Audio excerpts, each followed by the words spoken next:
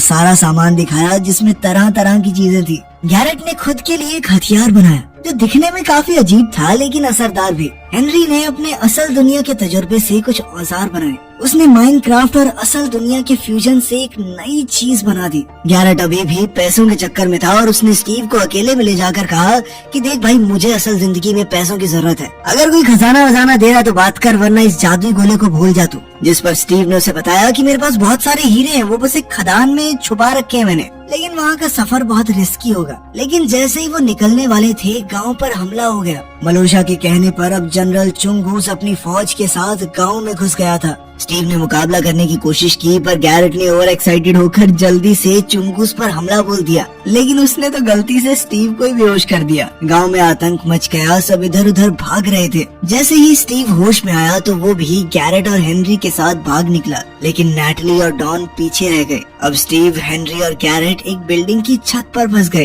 तभी स्टीव ने अपने बनाए हुए पंख निकाले, लेकिन उसके पास सिर्फ 2 ही थे। हेनरी सबसे पहले कूदा और हवा में उड़ गया। फिर गैरेट की बारी आई और जल्द ही स्टीव ने भी छलांग लगा दी। उसके पास पंख नहीं थे तो वो प्लान के मुताबिक गैरेट से चिपक गया और तीनों किसी तरह से वहाँ से बचकर निकल गए। लेकिन पिगलिन्स ने भी हार नहीं मानी और उनका पीछा करते रहे। पर काफी देर की जद्दोजहद के बाद वो पिगलिन्स को चकमा देकर निकल ही गए। अचानक स्टीव ने एक पानी की बाल्टी को जमीन पर डाला और नीचे एक तालाब बन गया जिसमें वो तीनों सुरक्षित लैंड कर गए। तभी असली दुनिया में मार्लिन उसी गांव वाले के साथ डिनर एंजॉय कर रही थी। डिनर के दौरान उसने बताया कि उसका हाल ही में डाइवोर्स हुआ है और वो गांव वाला बिना कुछ कहे चुपचाप उसकी बातें सुनता रहा। ओवरवर्ल्ड में स्टीव ने बताया कि अगर मेलोशा को वो जादुई गोला मिल गया तो वो ओवरवर्ल्ड को पूरी तरह बर्बाद कर देगी, वो भी उसमें मौजूद सभी लोगों के साथ। अब उसे समझ नहीं आ रहा था कि वो अपने दोस्त डेनिस को बचाए या ओवरवर्ल्ड नाम की इस खूबसूरत दुनिया को।